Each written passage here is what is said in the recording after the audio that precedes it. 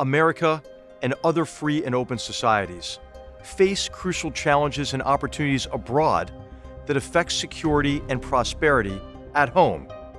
This is a series of conversations with guests who bring deep understanding of today's battlegrounds and creative ideas about how to compete, overcome challenges, capitalize on opportunities, and secure a better future. I am H.R. McMaster. This is Battlegrounds.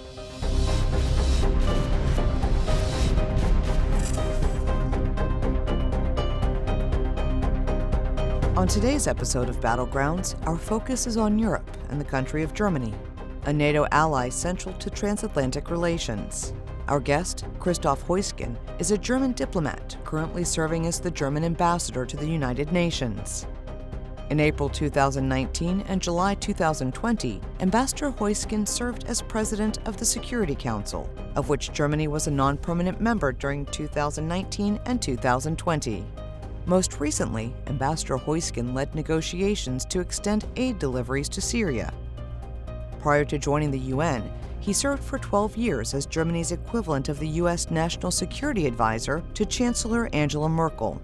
He was the longest-serving Undersecretary for Foreign and Security Policy in the German Chancellery. Today's Germany began to emerge in the 1850s as industrialization and rapid economic growth promoted the unification of smaller German states. The Austro-Prussian War of 1866 dissolved the combined Austrian-Prussian Confederation, leaving Prussia in control of the Northern German Confederation, a federal state that comprised 21 German states.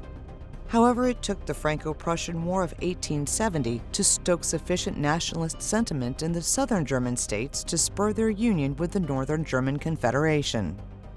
On January 28, 1871, Otto von Bismarck gained the title of Chancellor of the German Empire.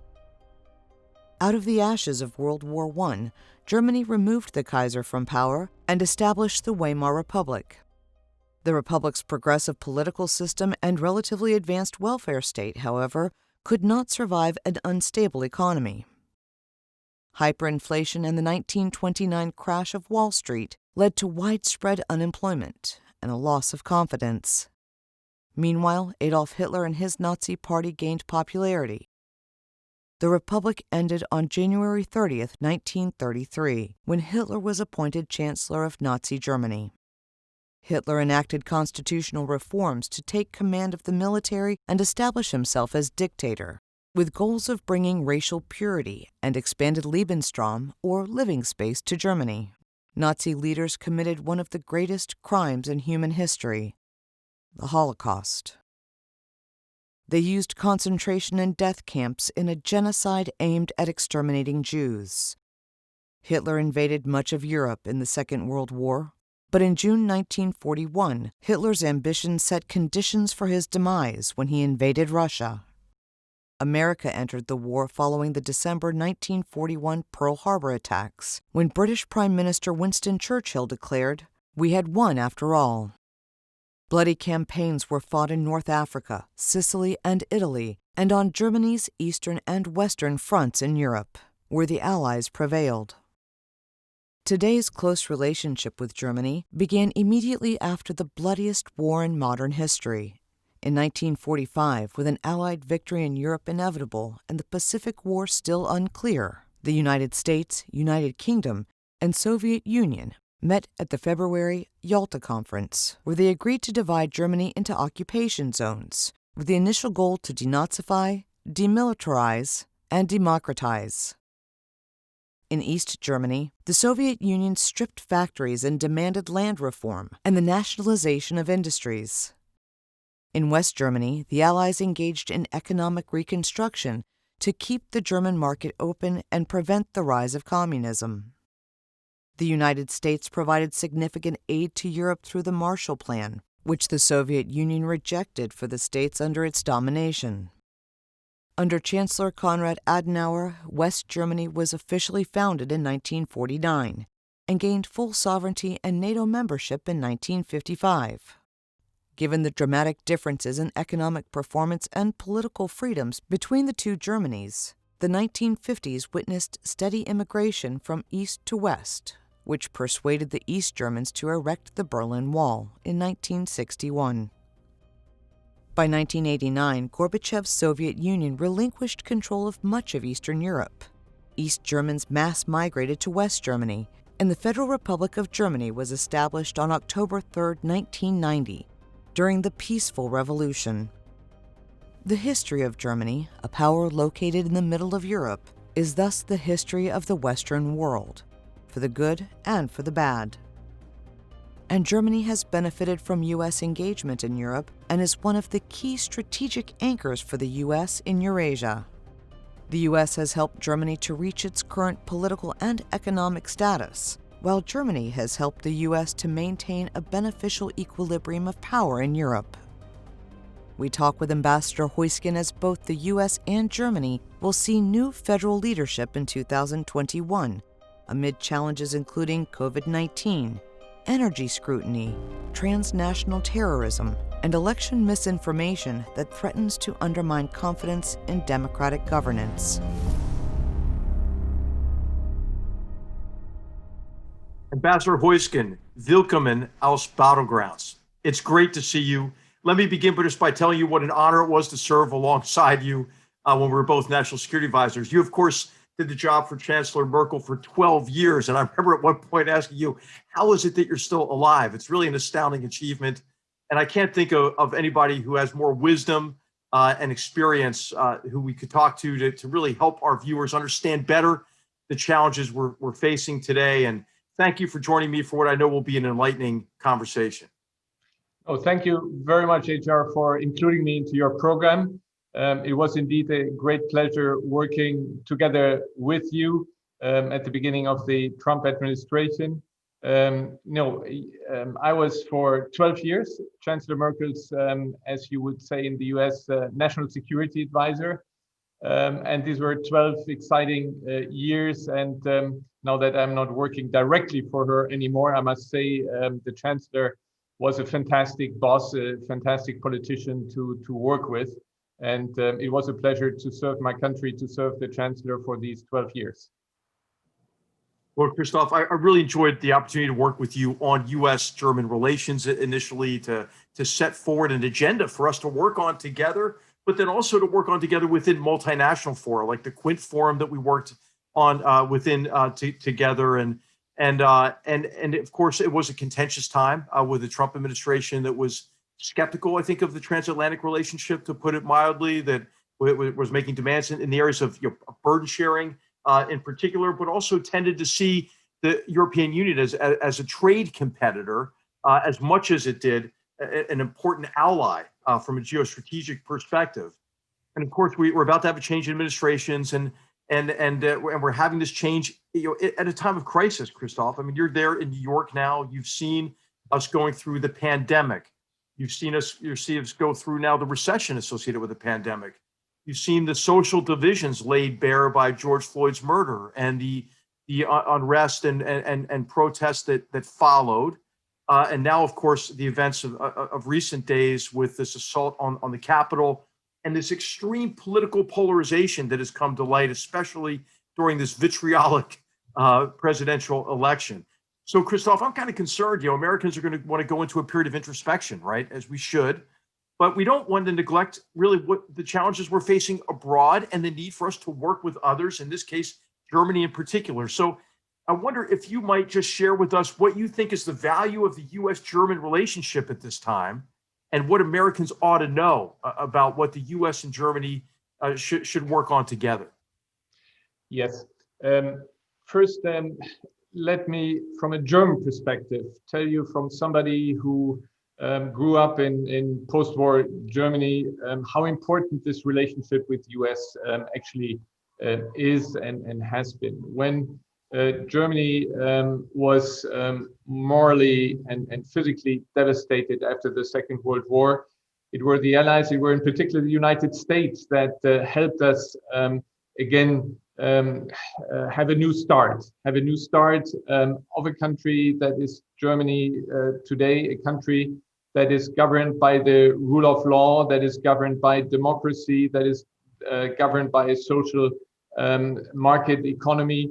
And our constitution, the new constitution of Germany after the Second World War, was actually looked at by the Allies, by the US, and was laid down as a foundation for us. So we looked very much to the US as somebody that shaped our country, that helped us out when we were doing the Cold War, when the Soviets were in Berlin threatening to take over West Berlin, when we had crises there. I mean, this was the center of the Cold War in Berlin and in Germany, and we always had the US support. And then we had an incredible support Chancellor Kohl had in 1989 when German reunification took place. And it was thanks to the full support of George Bush Sr. at the time of the United States that stood behind Germany and allowed also for a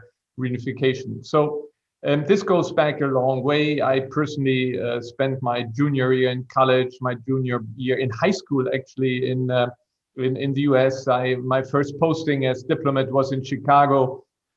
You remember that was when the Chicago Bears won the Super Bowl last time. So and New York is my last posting, and personally I have this love for the US, and we believe deeply that countries like Germany and the US, the European Union and the US, today the cooperation between our countries is even more important than ever before, because the challenges to what our countries stand for, democracy, the rule of law, the respect for international law, social market economy, you talked about polarization here, this is what we stand for, and we have to stay together so that we fight off different models of society, aggressive policy as we see from Russia, and there is more need than ever that we work together, that is US and Germany, US and Europe.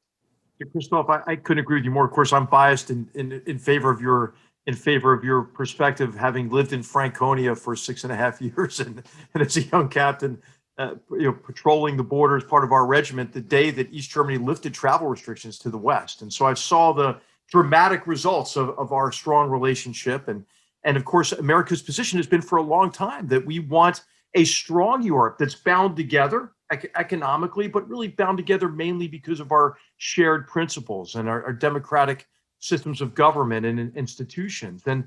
And there has been a crisis in Europe in recent years, a crisis that I think is analogous to the one that we're facing internally ourselves. This interaction between popular movements and nativist movements, progressivism and populism and so forth, and that has affected, I think, the identity within societies, but actually between countries in Europe as well.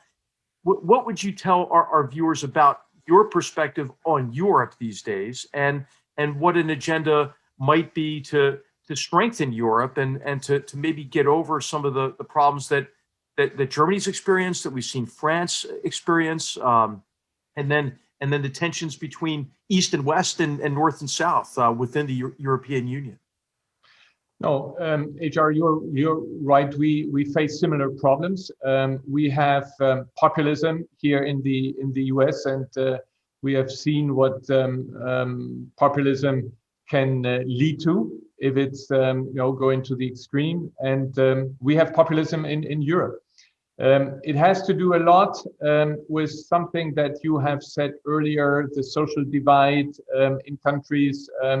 It has to do a lot, of course, with the digital revolution. It has to do with social media and what can be achieved through social media.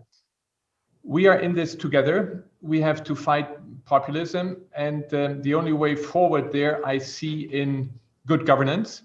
I see in education. I think that we have in our societies, we have to see that those who are threatened or who feel threatened by globalization, that we give them a home, that we explain what is going on, and that we also see to it that the consequences are then taken care of, so that people feel comfortable in the society.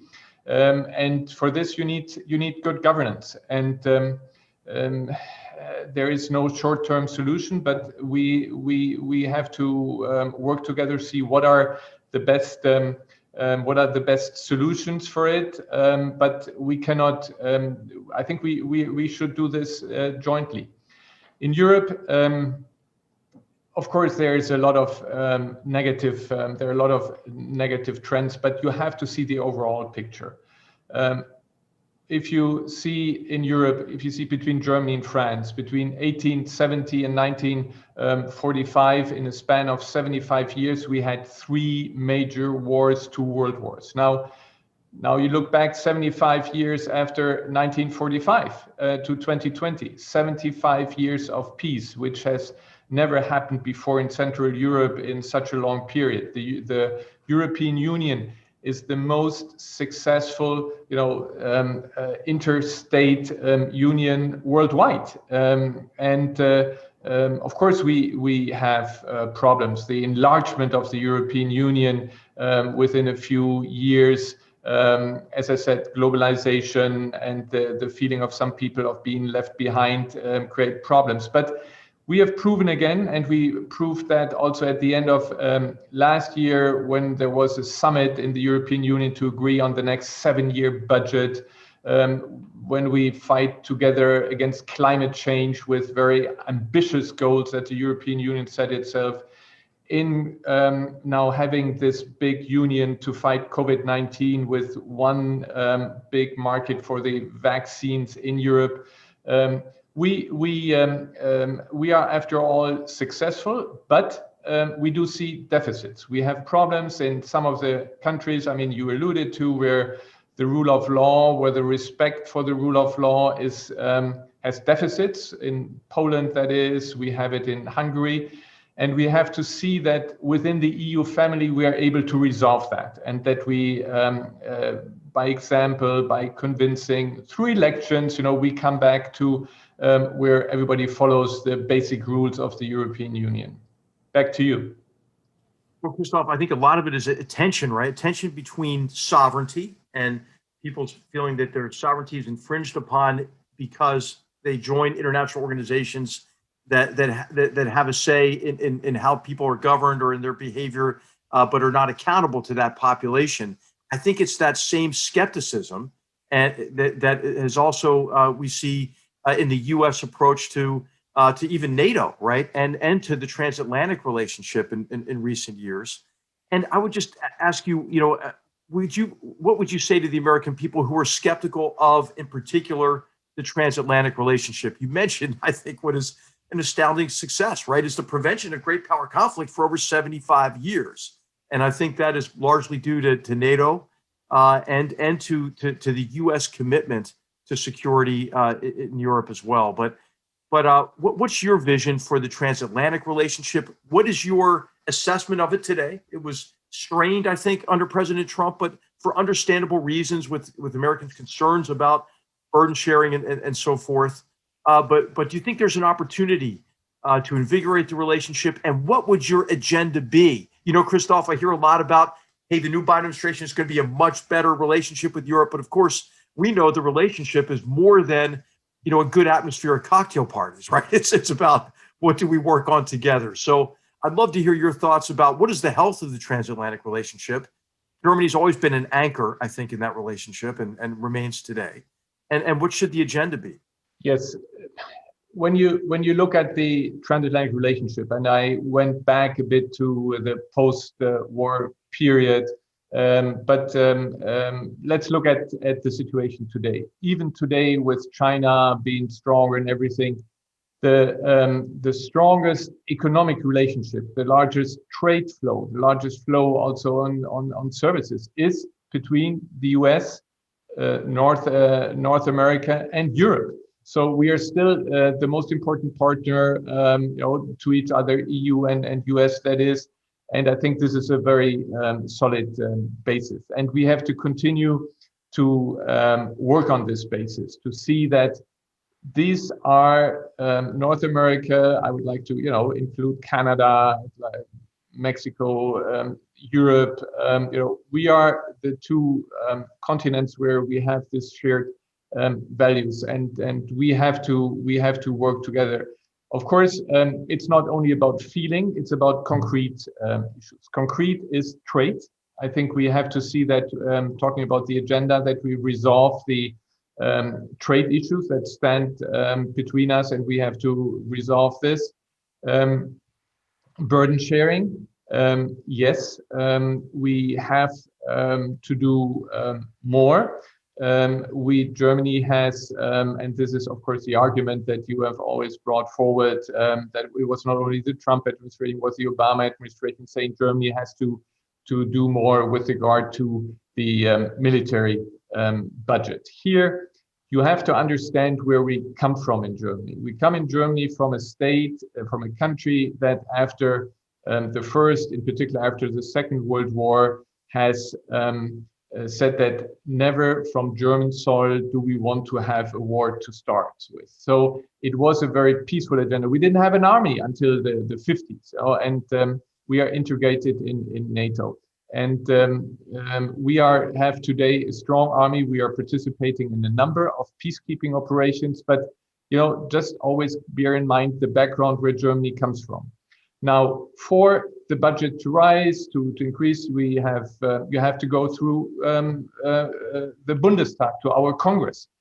And the same thing for the US. When my American colleagues criticize about the contribution to the NATO summit, first I tell them that for the last years there has been a steady increase. We are not there yet, but at the same time, with all due respect, HR, look at the contribution of the United States to the United Nations. There is an obligation according to the UN rules that the US has to pay its amount, its share, and the US for years has not paid it. And it's close to $1 billion that the US owes the United Nations. And the argument is, well, Congress doesn't think that highly, and it's not possible to get these budget attribution. Our argument is the other way around. We have to get convince the parliament in Germany to add to the militarization, to give more money to the army. We have to work at this, and we are doing it. Now, you are a military background, but you know that military means alone will not resolve a crisis, a conflict. You need to get in there, you need to build society, you need to build institutions, you have to stabilize a democracy. And when it comes then to development aid, the so-called ODA quote, then Germany is much further from the OSCE recommendations, which is 0.7 of your GDP.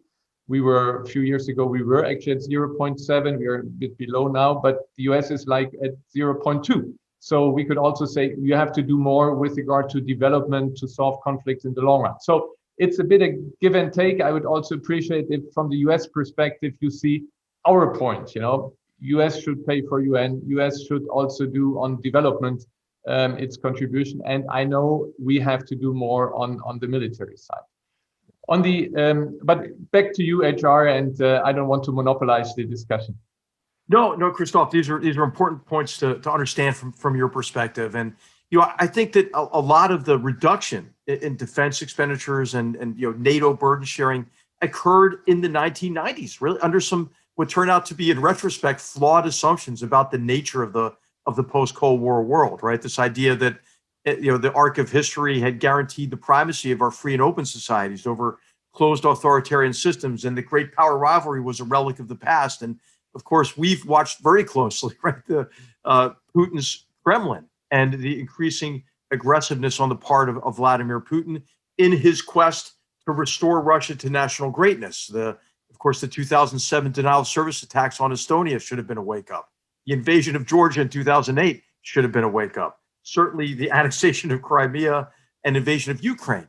So the threat situation has changed considerably, especially in connection with Russia's sustained campaign of political subversion against the West. And I think what is even more dangerous than some of these overt acts of aggression that I've mentioned is really this cyber-enabled information warfare we've seen directed against us. and Russia's effort to use organized crime networks and other means that allows Russia to achieve its objectives below the threshold of what might elicit a military response. But of course, with the Russian military buildup, the development of new nuclear weapons, the positioning of missiles, there's a defense component as well. How do you see the threat from Vladimir Putin's Russia, and what more should the U.S. and Germany, the U.S. and the EU, the U.S. and NATO do to deter Russian aggression and to ensure that we don't have what would be a disastrous military confrontation with Russia? Yes, HR, I see Russia the same way as you do. It is very regrettable that Russia under Putin has chosen the way forward as you had described it. Instead, after, and you alluded to the 90s as the years where we all thought that we were, on the verge of having eternal peace, quite the contrary has been happening. We are very disappointed. The German-Russian relationship is a complicated one. You have to understand when you look back at the Second World War that it was Russia that suffered most under Hitler's German names committed crimes and aggression. 20 million Soviet citizens were killed during this period, and so there is also this what we have in the background of Germans, but this doesn't excuse anything of what you have described what Russia is doing. Instead of trying to enter into a partnership as we have offered as European Union, as NATO has offered, instead of entering into partnership, Russia chose to regain weight not through partnership but through opposition, polarization, and aggression. And I can only subscribe to the list of what you have said. We have recently, we are hosting in Germany right now the main opposition politician, Mr. Navalny, who was poisoned in Russia. And we have the proof even from the international watchdog on the chemical weapons convention, and we have the Skripal case. We have other cases, and this is really sad. But we have to cope with that situation, and we have to stand up to it. And you mentioned the Baltic countries. Germany is also participating in the NATO force that is stationed in the Baltic countries. We have been, Germany has, together with France, took the lead after the Russian aggression on Ukraine to try and stop and reverse what Russia did in Ukraine. So we have to stand up there and to not be naive and stand together. And this is one more reason. We talked earlier about the agenda that we have between the US and Europe, between the US and Germany, and to counter Russia aggression is one of the items. Another item, and maybe we come to discuss that, is also how we cope with China's new assertiveness. And there again, I would say it is another item where there is no alternative but for the US and Europe, US and Germany to stand together.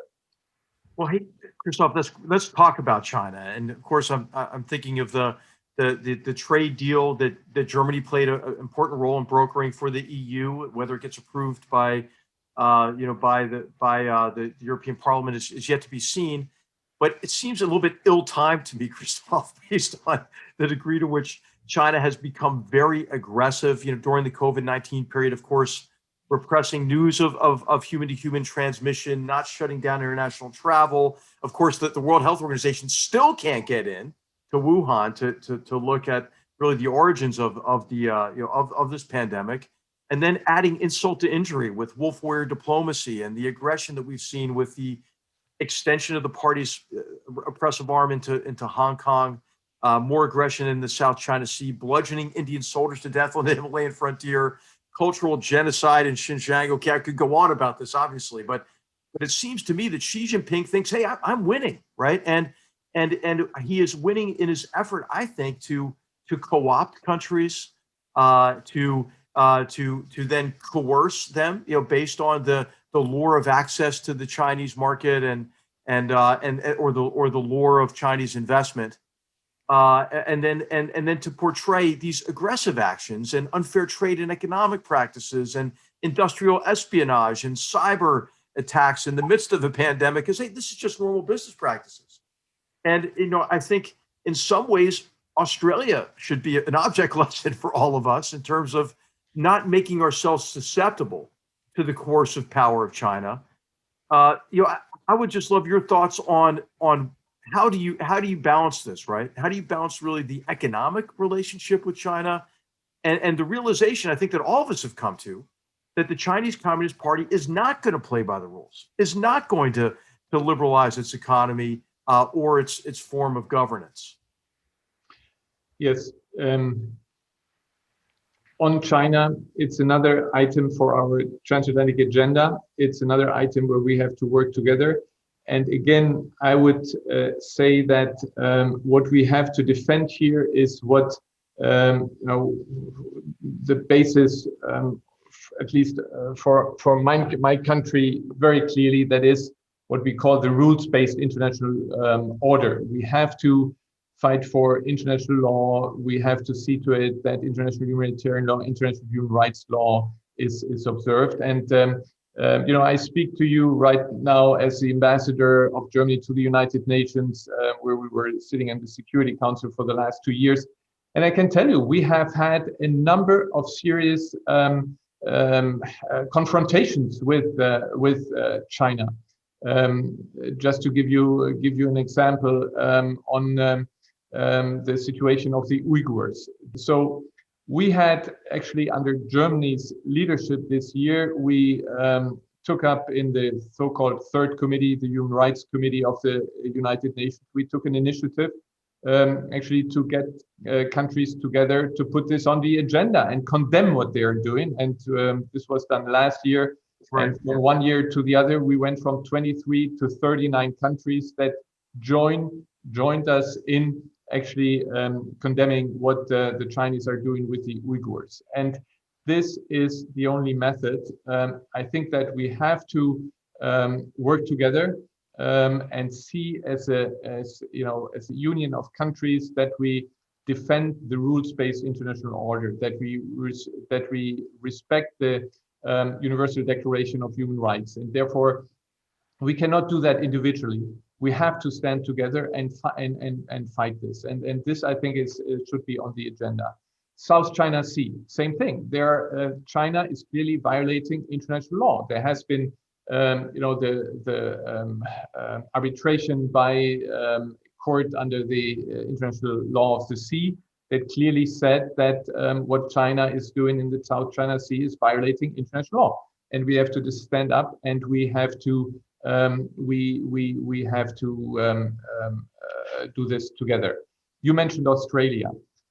Here in my final speech in the Security Council, when I said, well, I'm now close to retirement, I look at what happens to retired diplomats, and I mentioned the case of a Canadian diplomat who was taken hostage by China because of the Huawei extradition issue between Canada and the US, and Canada just arbitrarily then took hostage Michael Spavor and Kovrig. Yeah. Yes, and I think there we have to stand together and we have to call a spade, but we can only do it together. So not say, well, let's not hope that what happened to Canada, what happened to Australia does not happen to us. No, we have to stand together, defend international law, and defend human rights law. Let me briefly say something about the investment agreement. First, this is for trade relations, a big advantage of European integration. We are one trading bloc. The European Union is negotiating this investment treaty, and it was 7 years of negotiations. And maybe now under the circumstances of the end of last year, it was a possibility to conclude the agreement. One can discuss the timing, but it was possible to conclude it. And what does this treaty do? It does guarantee and make safer investment in China, and have China also adhere to international law with regard to the protection of investments, and to also see to it that we have a fairer opportunity on the Chinese market. Both the US and Germany, Europe, we do have very intensive trade with China. We have investments, and we have to be clear, trade overall has benefited our societies overall. I mean, it had for individual sections of the economy, it had deficits, but overall, China's rise has also had beneficial consequences for our economies. And to protect and safeguard our investments, I think it's worthwhile. So one can dispute it. I acknowledge this, but at the same time, I think it doesn't prevent us, quite the contrary, to continue to insist on what I said before, that China has to go by the rules, and we cannot allow China to now present and try to implement a new a new international behavior, new international laws, and actually rewrite the Charter of the UN and the Universal Declaration of Human Rights. We have to defend that, and again, this is something that we should do together. Christoph, of course, I think we just need a healthy dose of skepticism, because, of course, China did agree to play by the rules when it joined the World Trade Organization in 2001. Xi Jinping is now an environmentalist, apparently, but China is building about 70 coal-fired plants a year and poisoning the world with CO2, not only with plants it's building inside of China, but externally in Africa in particular.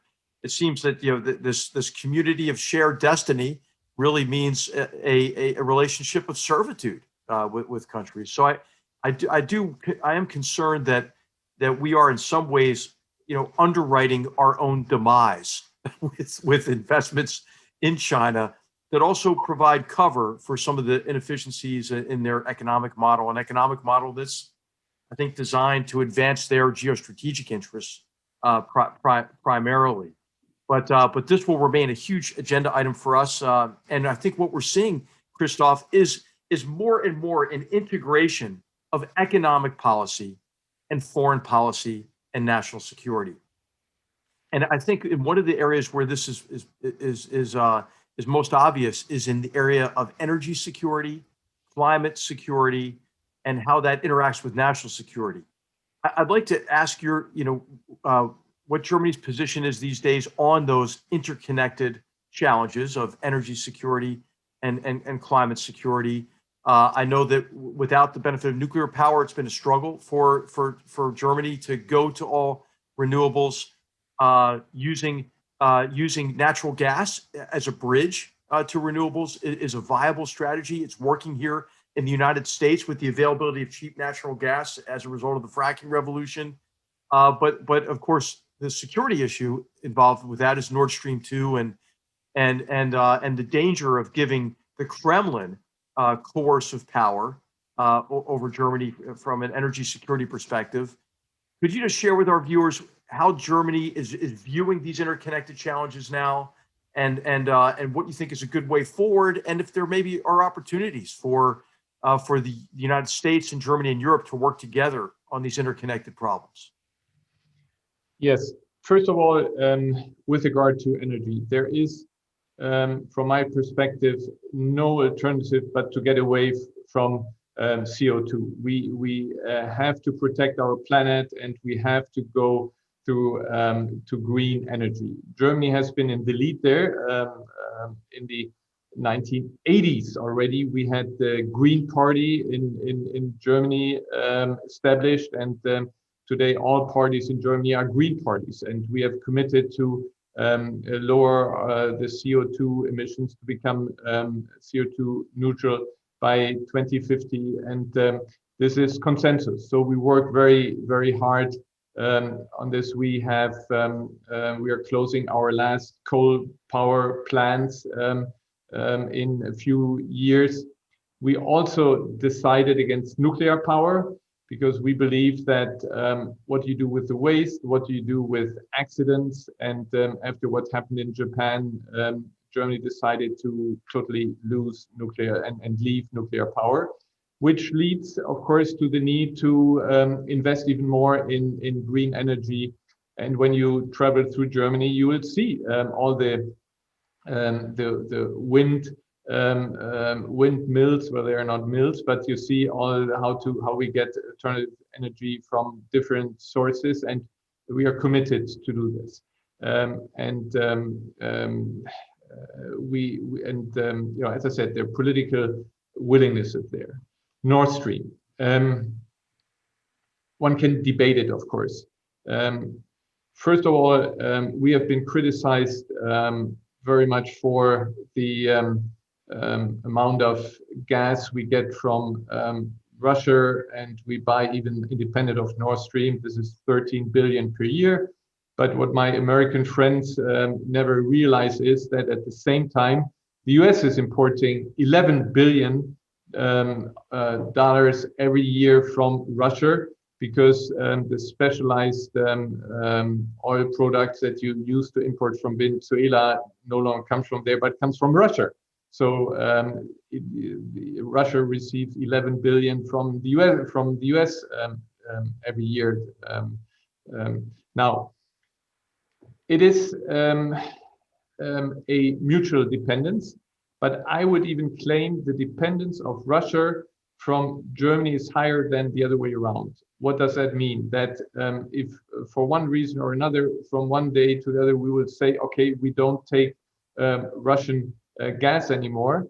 Of course, there would be problems, but at the same time, there are alternatives. We can get liquefied natural gas. We have now the how do you call them? The harbors that can get liquefied natural gas from the US or from the Gulf, from Qatar. So we are dependent to a certain degree, but this is something that even in fairly short range we can do it. It's a question of price.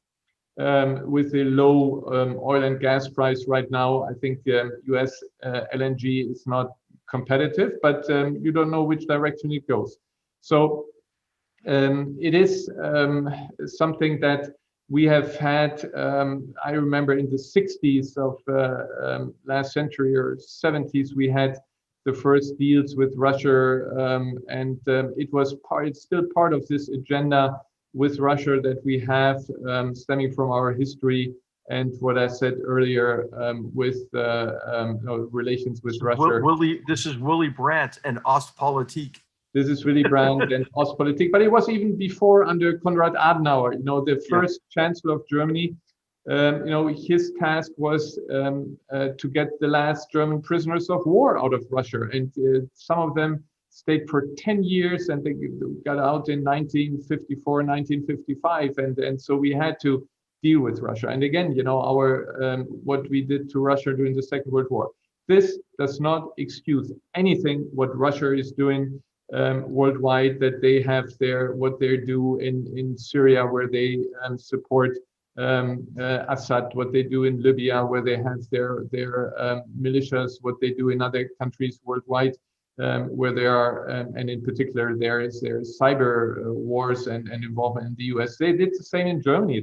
In Germany they also hacked the German parliament. So no illusions about what Putin is up to. Well, Christoph, along this line of trade and economic development and growth, of another area that is I think of growing importance in terms of security as well as economic growth and development is rare earth metals, for example, in connection with green technologies, right? An electric car uses 9 times more rare earth metals than an internal combustion engine, for example. And I'm just using this really as an example of the degree to which economic security and national security are intertwined and interconnected.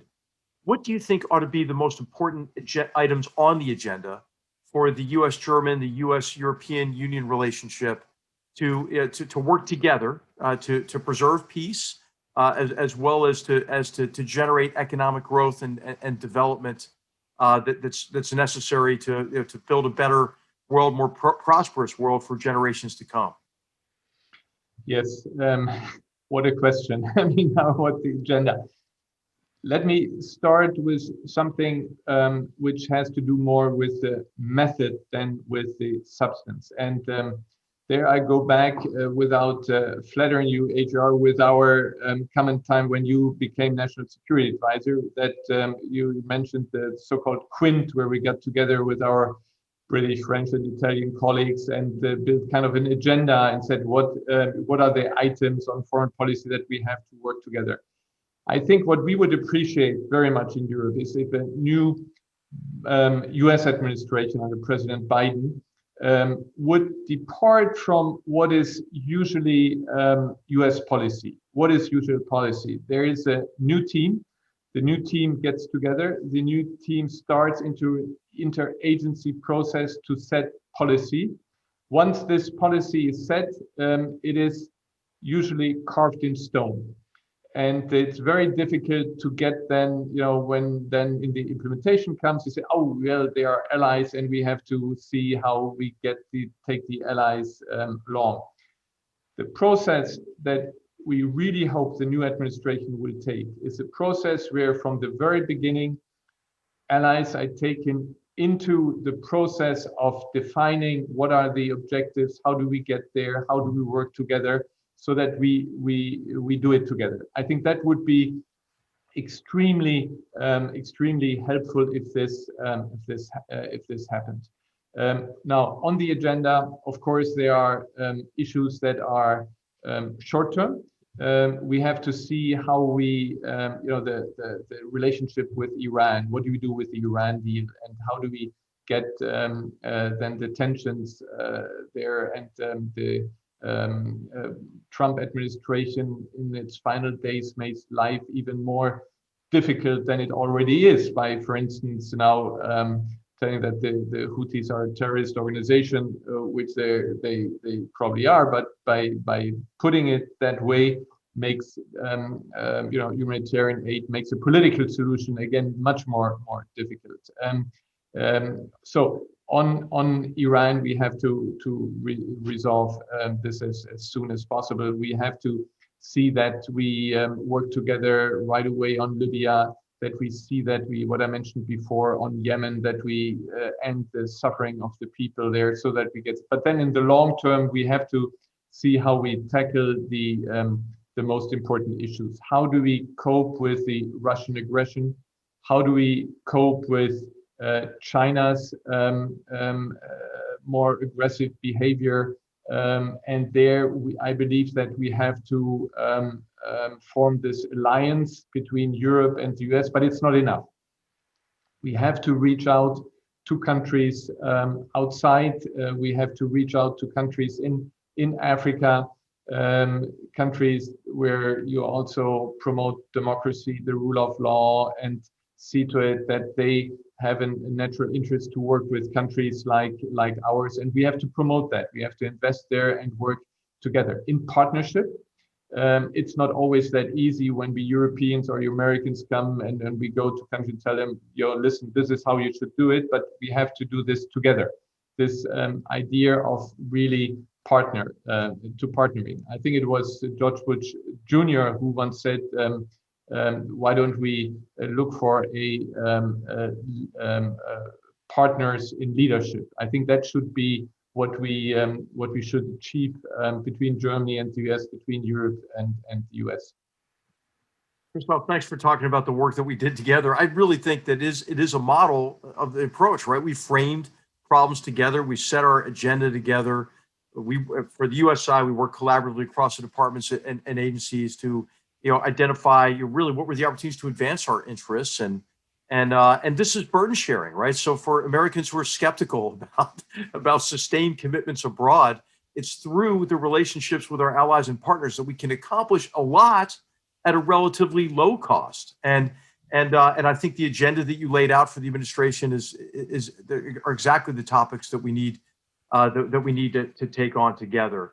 I would like to just ask you one final specific question, and then a general question at the end in terms of advice to a new administration. But on the problem associated with jihadist terrorism and this catastrophe that we see ongoing right across the Middle East and then into North Africa and the Sahel, of this sectarian civil war, as well as jihadist terrorist organizations that seem to be gaining strength these days, and gaining strength at a time when there is an argument here in the United States for ending endless wars and disengaging. How do you see the jihadist threat?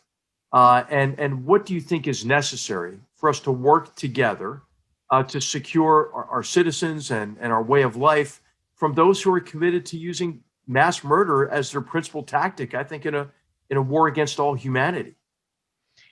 Two proposals. One, the obvious one, we have to prevent our catastrophes like 9/11 and other terrorist attacks that you have seen here in the U.S. We have seen in Germany. We have seen in Berlin in the Christmas period. We have seen in France. We have seen in so many countries. So our intelligence has to work together, and we have to cope with these challenges, and only cooperation between these services can help there. But let me underline what for me is as important, and this is to look at the root causes. There was the UN has done in 2017 a study on jihadism in the Sahel, and they had then they looked at the prison, talked to jihadists, young jihadists, and asked, why have you become a terrorist? What were the reasons? 95% of these people, or only 5%, said religious reasons. We do this for it. All the rest said we did it because we were marginalized in our societies. There's corruption. The security forces were biased against us. It's often minorities. There is bad governance. We don't have a chance for education. This is, by the way, why jihadists always try to close schools.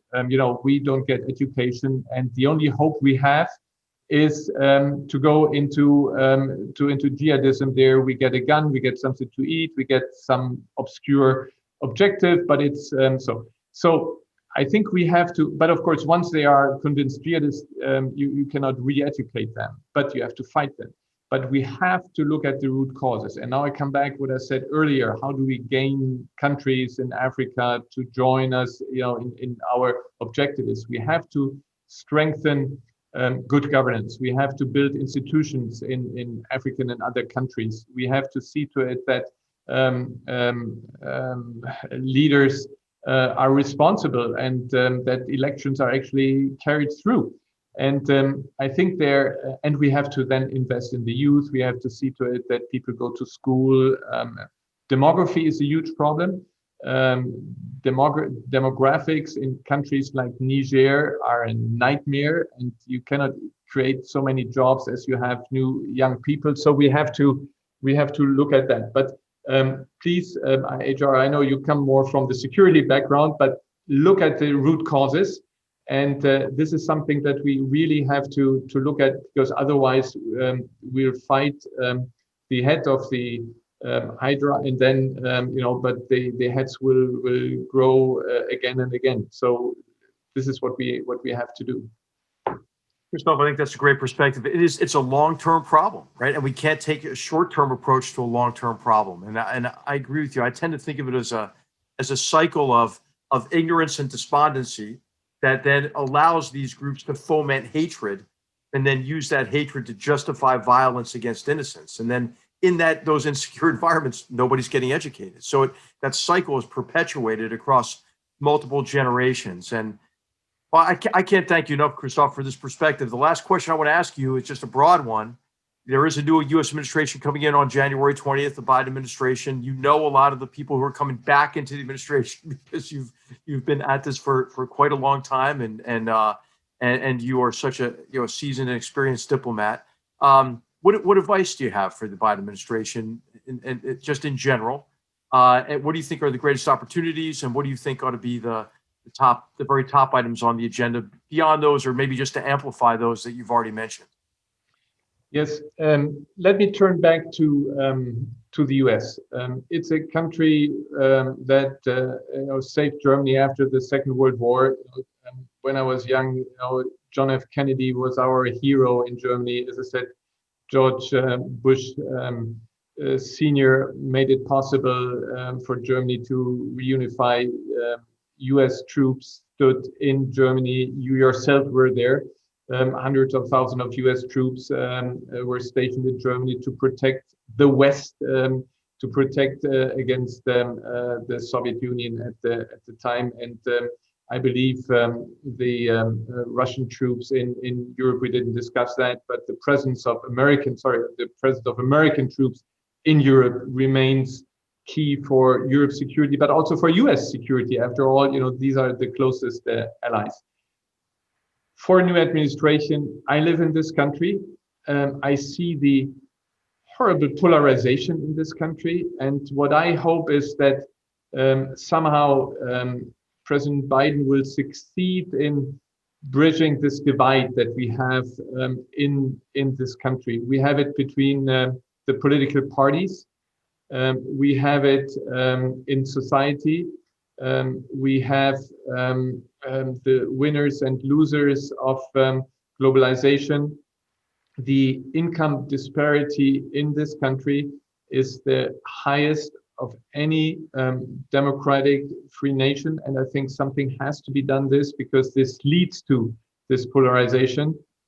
So I hope that it will be possible with somebody as experienced as President Biden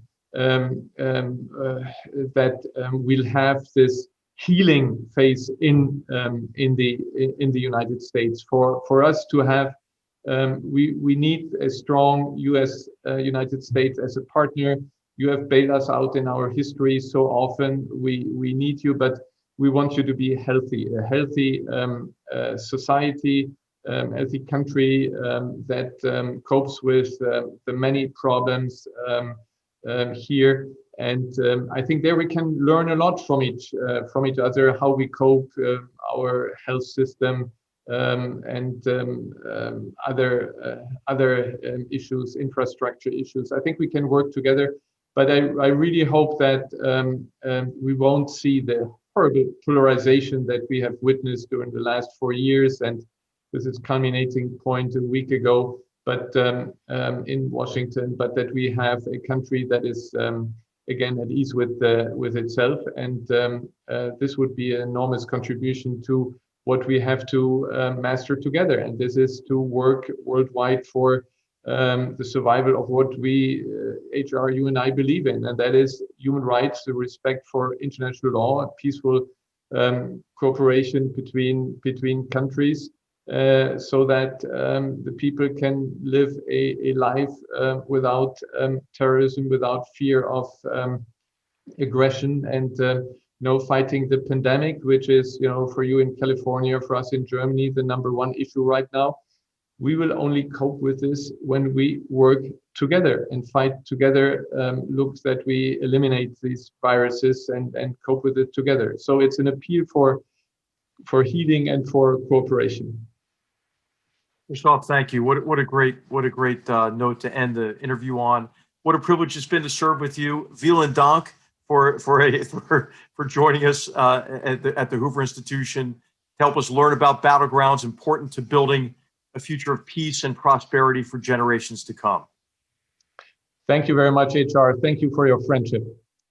Battlegrounds is a production of the Hoover Institution, where we advance ideas that define a free society. For more information about our work, to hear more of our podcasts, or view our video content, please visit hoover.org.